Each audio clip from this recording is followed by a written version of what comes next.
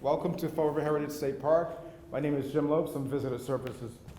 I got it wrong. Visitor Services Supervisor here at Fall River Heritage Park. This summer we are celebrating the people and cultures of Fall River, all the different ethnic groups that came together to make Fall River what it is.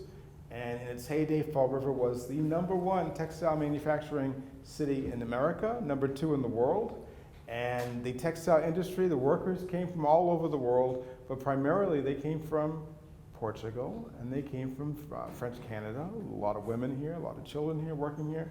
And if you visit our exhibits outside, you'll see the people who worked in the mills. Now, I'm excited about today's presentation because I think of myself as somebody who knows a little bit about my ancestry. My family's from New Bedford. I'm Cape Verdean. My ancestors were whalers. And I always assumed that all the textile workers were people who were chasing the whalers. It's the men, it's like they're chasing the boats, It's like, I used to ask my mother, it's like, where did you never told me your grandfather, you never told me your father was a whaler. And she said, I told you he worked on the boats. So that's how you grew up in New Bedford. And I thought, okay, and so your grandmother was a seamstress, your brothers were bobbin boys, it's like they just followed the whaleboats. But no, I have an expert here today. Our expert is Dr. Paula Rioux. She's a Fall River native, and she is going to educate all of us, and she is going to inspire us today, and she's going to tell us about a unique aspect of Fall River history and Azorean history, and a whole bunch of good stuff. Dr. Rioux grew up in Fall River. She went to UMASS Dartmouth. She has her master's from Providence College, yes? Right, and her doctorate from the University of New Hampshire. Yes, got all that right? You did. Okay, well. In a second, I'll finish introducing you. But I want you to enjoy the park today. We have exhibits on the whalers. We have exhibits on the textile workers. We have exhibits on African Americans in the maritime industry. All of our exhibits are changing next week because our theme for the month of June was arrivals in Fall River. Our theme for the month of July is going to be food. So we'll be talking a lot about food. We're getting an exhibit next month from the Commonwealth Museum that talks about the foods in Massachusetts and where they came from. We'll talk about the Wampanoags and the Three Sisters, the beans, corn, and what's the third one? Pumpkins. Pumpkins, see? You know everything. And then we'll talk about the cranberry workers and all these other people. And so we'll be doing that, lots of good programs. And then in August, we're doing feasts and festivals. And I'm very happy to announce today that in August, we'll be hosting the New Bedford Symphony Orchestra with Music in the Park. That's part of our festivals in August. But along the way, we have exhibits, we have presentations, we have free lunches for children every day. Children under 18, we have free lunches. We have, starting next week, we have free movies in the park on Wednesday evenings. And we also have the firework demonstration next Thursday night. So you're welcome back for lots of programs, lots of fun this summer.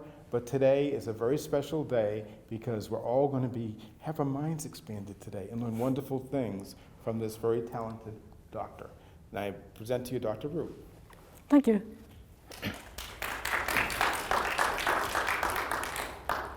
First, I'd like to thank, of course, Mr. Lopes for inviting me and the Heritage State Park for allowing me to be here today. And I want to thank you for coming. It's a beautiful day. I'm glad that you're here with me. So I want to tell you a little bit about myself. I'm of Portuguese descent. My parents and all my siblings immigrated here in 1960. I'm the youngest. I was born here. So they were part of what's called the second great wave of immigrants. What we're going to talk about today is in part the first great wave, and really we're going to focus in on the role that the Portuguese played, and participated in that first great wave of immigration. So bring your friends from the islands. Portuguese settlement in Fall River at the turn of the 20th century. So when I say the first great wave, what I'm talking about is the period of time from 1870 to 1924. Immigrants from Southern and Eastern Europe dominated this region during this period of time. The Portuguese were certainly a part of that. Fall River, in particular, with its expanding textile industry, attracted many, many immigrants. Now, in response to a growing nativist movement in the United States, Congress passed a series of restrictive immigration laws in 1917, in 1921, and then in 1924. So it really was congressional action that brought an end to this historic period of time. So in 1917, they passed the Literacy Act, which said that immigrants had to pass a literacy test before they could be allowed into the country.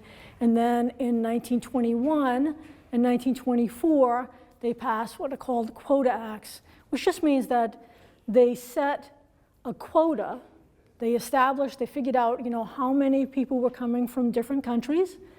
And they looked at the 1890 census and they said, okay, from this point forward, only 2% of the same number can come from that country, right? So they set very strict quotas on the number of immigrants that could come from each country. The purpose of that was to stop, right, to really stem the tide of immigration from Southern Europe and Eastern Europe. That was the key, right? They wanted to limit that kind of immigration. They wanted immigration to focus on Northern and Western immigrants.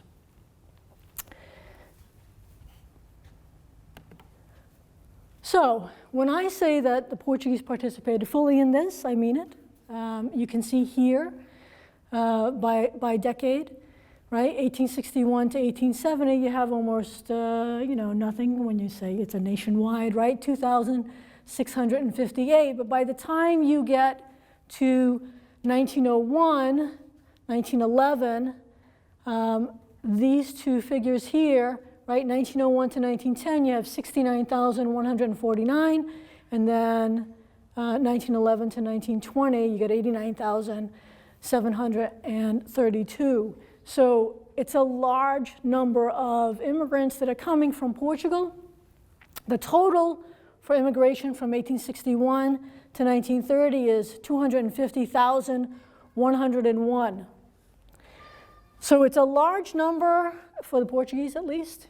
You have to remember that Portuguese, the actual numbers of Portuguese in Portugal are pretty small, right? So this is really a lot of immigrants coming. But what I want you to notice is that from 1901 to say 1924, 3/4 of the Portuguese immigrants will arrive then, right? So that's really the focus.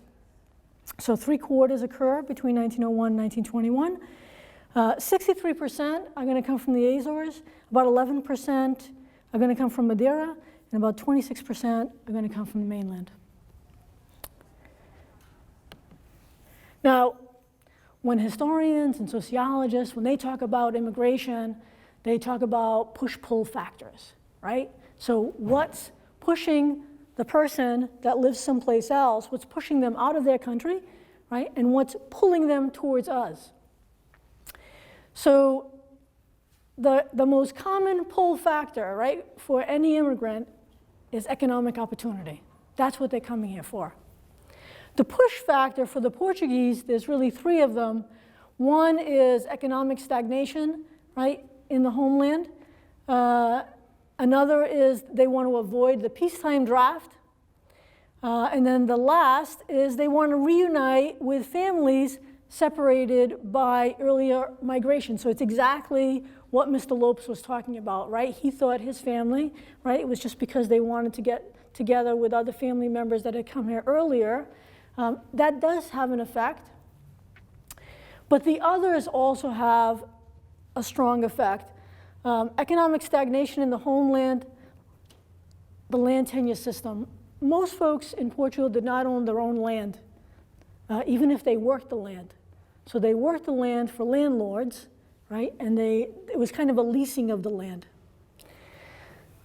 They also wanted to avoid a peacetime draft. So if you were drafted, you had to serve 3 years at 8 cents a day, minus the cost of your uniform. Now, if you were wealthy, just like here in the States, the same rule applied, you could pay someone as your substitute, right? But for the average Portuguese person, the average Portuguese male could not afford to pay for a substitute, and so that was definitively a push factor. Now, the other pull factor that I think is very important, but most historians do not touch upon, but I think is critical, right? I think this is really what made the difference and why those figures jump so quickly, is that this is the era of the steamship. In other words, by 1870, inventions like the screw propeller, the compound engine, the triple exhaust, the triple expansion engine, right? These made transoceanic shipping on a large scale possible. So that makes shipping possible, but it also makes travel much simpler and much faster. I think they're interconnected.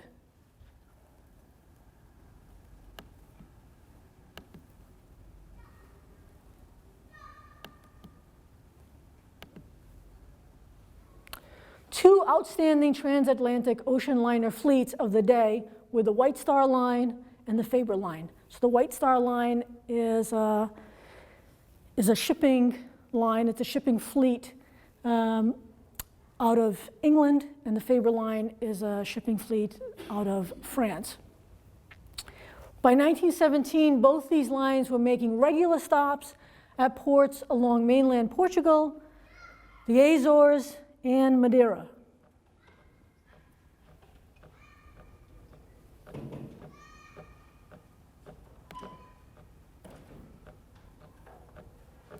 So that's a poster for the WhiteStar Line, right? You get those nice Art Deco posters for these companies.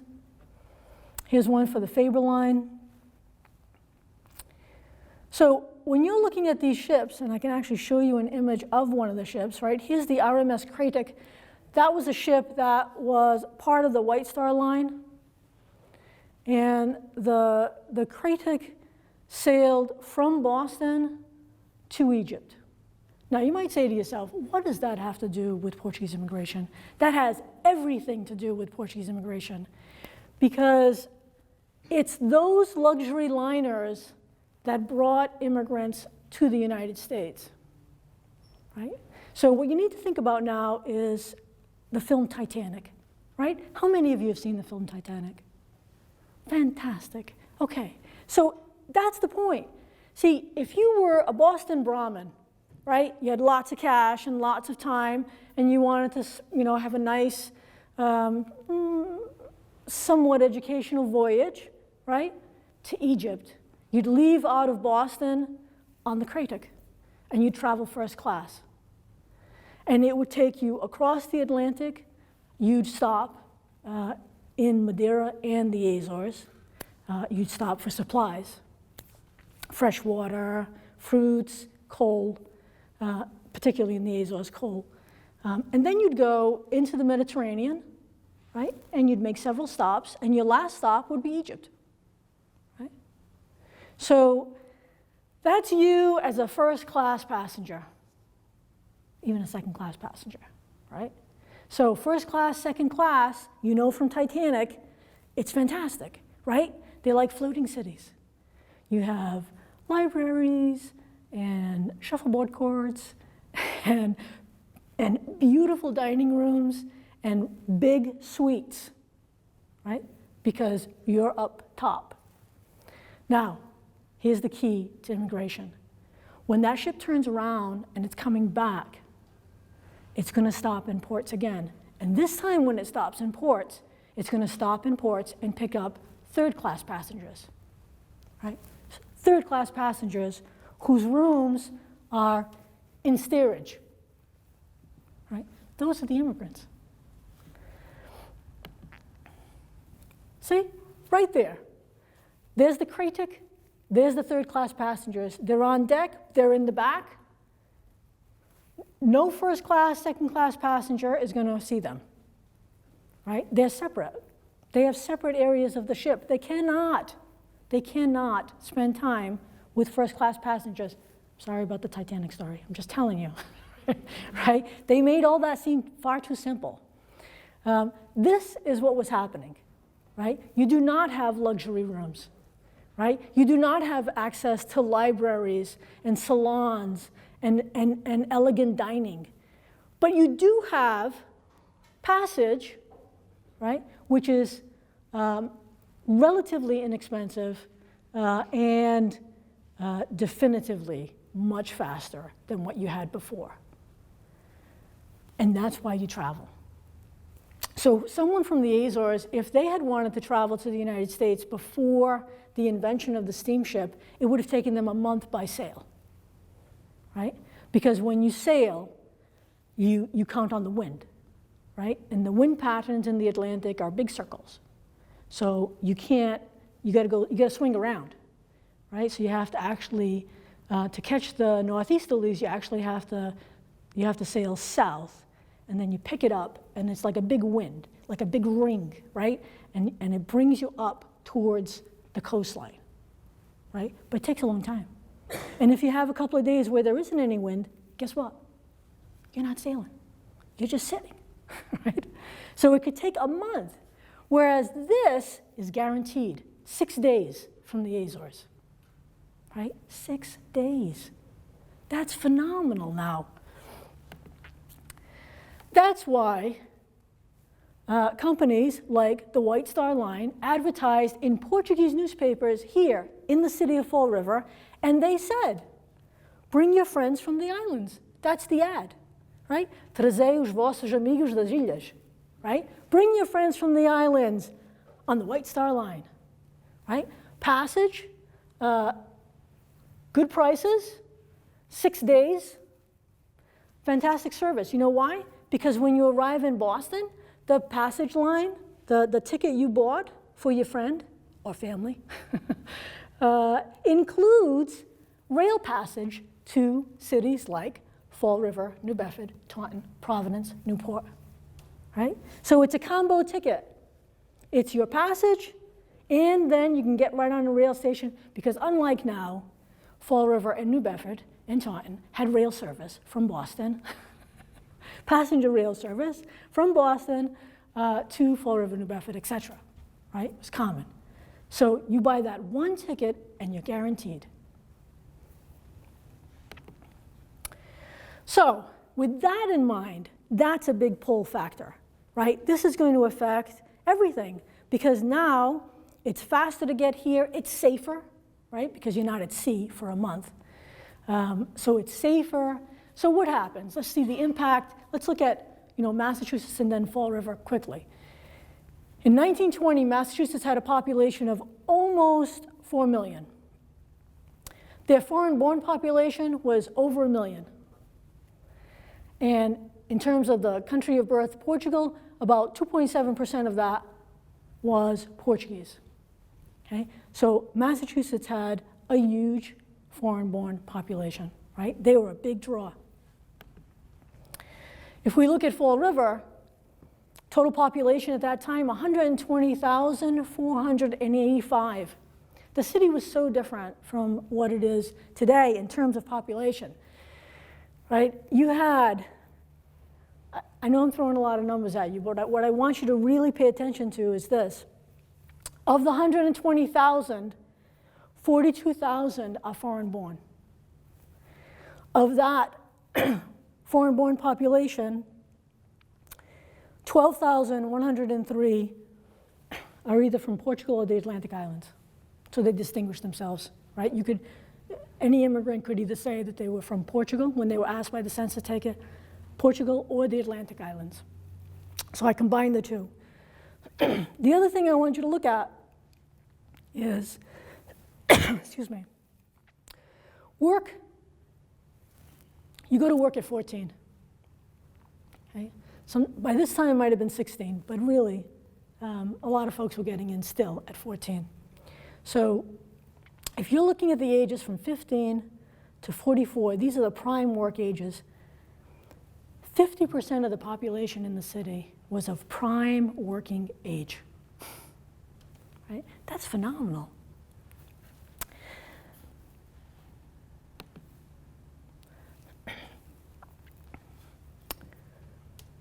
Total population, 120,000. I'm looking only at females and males, 15, again, working age, 15 years plus, right? Almost the same, 42, 38. Singled, 37%, 37%. Right? Now, why am I looking at that? I'm trying to help you understand that Fall River at that time was a really vibrant city, right? They were a vibrant city, they had a large population, they had a young population, right? And a young working population. And that's why it's a draw, right, as well. People are coming here because they know they can come and they can get work. What kind of work? Well, the big draw, as Mr. Lopes pointed out, the big draw were, in fact, the textile manufacturing companies. In 1920, there were 50 cotton manufacturing corporations in Fall River. They operated 111 mills. They employed 35,000 operatives, right? So that one industry employed a quarter of the total population, just over, and that's not, I'm stretching it because that's not the working population, right? So 35,000 operatives, and they distributed over $400,000 in salaries, right, in pay per week. So we're talking a major industry. This is the pull.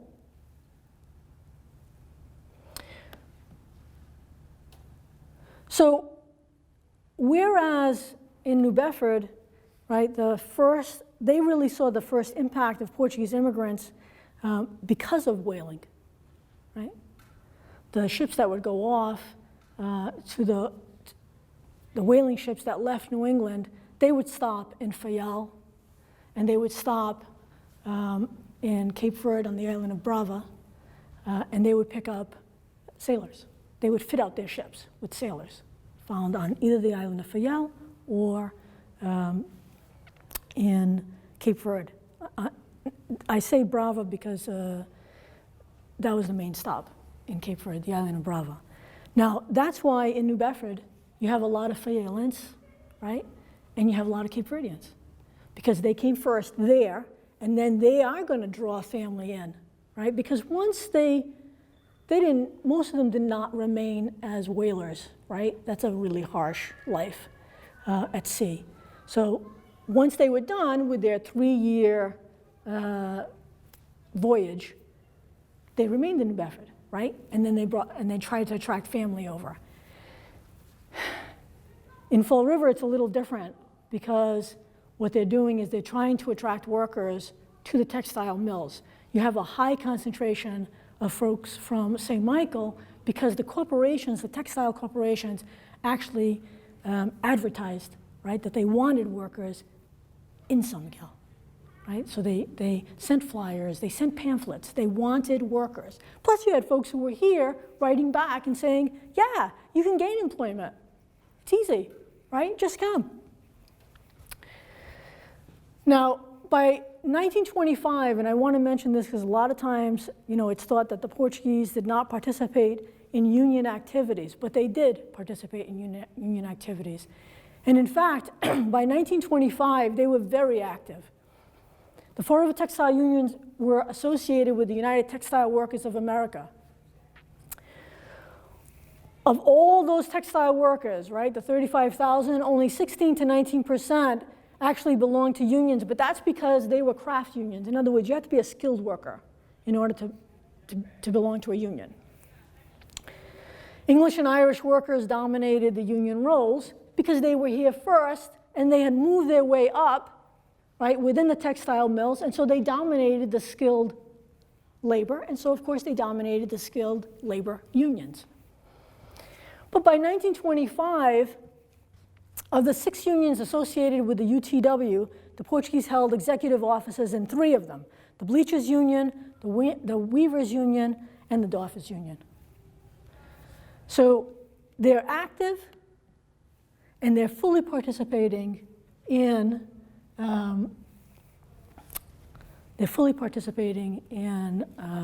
the work, right? The textile industry.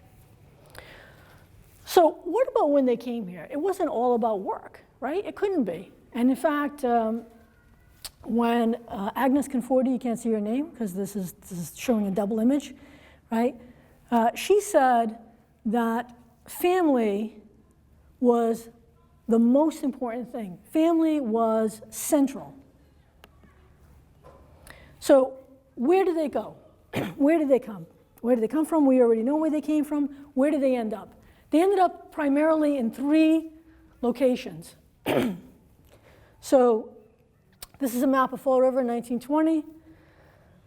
This is the Columbia Street neighborhood, 15 blocks, oldest neighborhood, oldest Portuguese neighborhood in the city. Here's the Flint neighborhood, and here's the North End neighborhood.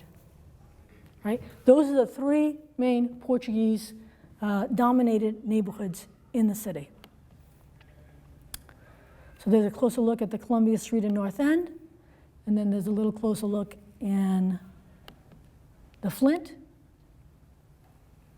Now, in the neighborhood, there was always a church. The church was central, right?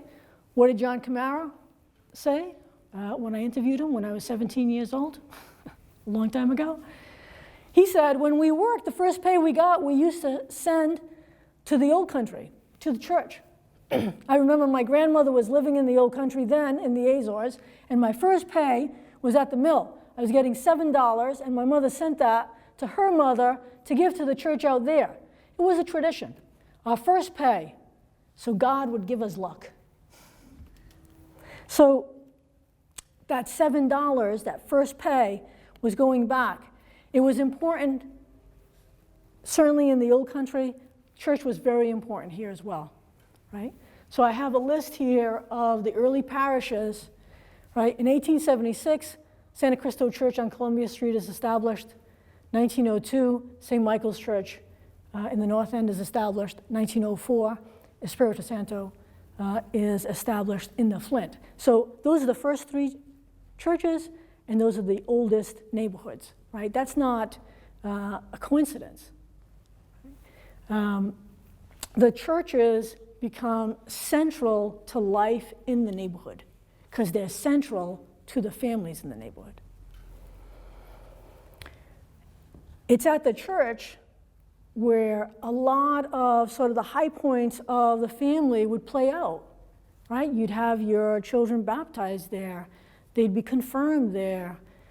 You'd get married there. And you know, of course, that same priest would also be the person who'd be by your bedside when you were dying, right? So that church became central to all these events in your life. Plus, it was important for social reasons as well, because the church offered an opportunity for feasts, like what he was talking about in August, right? They're going to be looking at feasts in the region. The church feasts were really important. They were super important because they were in the neighborhood. It was a great place, right? You didn't have to worry so much when your children were there at a church feast because you knew everyone. Everyone that was at that church was in your neighborhood. You knew their families. It was almost like being back in a village, right? Where you knew the families, you knew the children, everyone knew each other. So you felt safe at a feast, allowing your children to go and run around and do whatever they wanted to do. You didn't have to be with them all the time. So the churches become really important. The church is also really important. They play a lot of key roles. For instance, Reverend Manuel Silva of the Santa Cristo Church, when the Doffers Union went on strike in 1920, and it was running past 3 months, right? It looked like it was going to go into its 4th month. It was he who was selected by both the union, the Doffers Union, and the Manufacturers Association. He was selected to be the arbiter between the two, to try and settle the strike, because he was someone that both sides respected, right? So the church plays a really big role in the life of the immigrant, and the Portuguese immigrant is no different. Now, within those neighborhoods, communities were really tight. It's not that they were exclusive, right? You might have some streets that were exclusively Portuguese. But then you'd always have streets that were a little mixed, right? A lot of times you might have French Canadians living right on the side of Portuguese, or in some cases Italians living on the side of the Portuguese. But the key here is that you can really see just how tight-knit the communities were if you look at marriage patterns. Even as late as 1923, now that's after several of those restrictive acts are passed, right? Number of marriages involving a Portuguese immigrant and a non-Portuguese, 42 for the entire year. 42, right? Number of Portuguese married, 618, right? So you don't see a lot of Portuguese marrying outside of their own ethnic group. Again, this is not an unusual pattern. This is a similar pattern. Other communities were the same, right? Why? Because at home, they still spoke the same language, right? In other words, in the Portuguese homes, excuse me, I don't know what just happened. In the Portuguese homes, in those Portuguese neighborhoods, like the Columbia Street neighborhood, for instance, you did not have to go anywhere else but your neighborhood for the things you needed. So let's just say you were interested in doing a few things. You had to run some errands, right? And you lived in the oldest neighborhood, the Columbia Street neighborhood. What could you do just in that neighborhood? Well, if you needed groceries, you could go to the Portuguese wholesale grocery on 77 Columbia Street. If you wanted a Portuguese language newspaper, you could actually go to the very place that the newspaper was being created, because it was on Columbia Street, 249, As Novidades. So you could not only buy your newspaper there, although you could probably buy it at the store as well, but you could actually go there if you wanted to talk to the editor and owner, editor/owner of the paper. If you needed, say, furniture, you could go to Cavaco Furniture Company on 295 Columbia Street. If you needed the assistance of a barber, you could go and see William Almeida on 444 Columbia Street. If you needed the services of a dentist, you could go see Dr. Joseph Cavallo on 422 Columbia Street. And unfortunately and sadly, if you needed the services of an undertaker, you could go to Rogers and Oliveira on 299 Columbia Street, right? So just that one street in the neighborhood, you had a host of services, right, for the Portuguese community. You did not have to go outside of the neighborhood. You could fulfill all your needs, right? And then, of course, on Sunday, you could attend Mass at Santa Cristo. That's all on one street. It's a 15-block neighborhood, one street in that neighborhood. The neighborhoods had everything that you needed. Within the home, families spoke the language they spoke before, right? So the Portuguese families spoke Portuguese. French families spoke French. They cooked Portuguese foods. I interviewed a man once who said, if you closed your eyes, you could tell what neighborhood you were in Fall River. Just if you went like during dinner time, you could tell what neighborhood you were in just from the smells of the different foods, because different neighborhoods had different foods, different spices, so you could tell where you were. So the neighborhood really provided sort of a home away from home, right? You were no longer in Portugal, you were no longer in St. Michael, but at home you spoke Portuguese and you cooked your foods the same way you had, as best you could. So you had traditional foods, your children played traditional games, you made some homemade wine, You sat outside and played dominoes with your friends, right? So the neighborhoods became sort of a safe haven, right? It allowed you to ease into American society. The workplace was a little different, right? The workplace, you had to be different. In the workplace, to move up, you had to learn English. In the workplace, as you moved up, you were going to move to rooms that had folks from other ethnicities. And if you really, and they learned this quickly, if you really wanted to move up in terms of society and your employment, you'd join a union. And then you'd start participating in union activities. So in the neighborhood, you could be really Portuguese. But at work, you really had to take on a different identity, right? And usually the identity you took on was whatever your job was. If someone asked you, who are you? You'd identify yourself by name, and then the next sentence would most likely be, I'm a bleacher, I'm a doffer, I'm a weaver, right? That was your other identity. So the settlements of Portuguese neighborhoods really helped the Portuguese to ease into this new world, right? New country, new world. Because it's a shock. 6 days. In 6 days, they went from a village on an island where everyone spoke Portuguese and they could trace their roots back probably 400 years. They knew everyone else in the village, and they lived in an agricultural setting.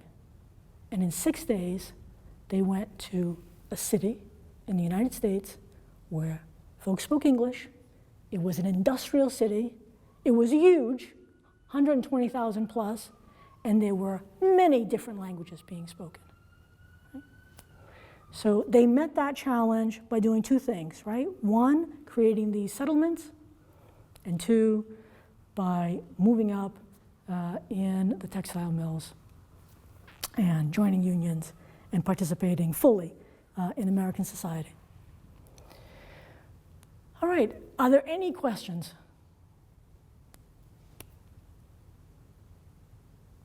If there's no questions, thank you again for joining me. And I can tell you right now that if you walk out and look at any of the displays out there, they're just going to fully support what I just said, right?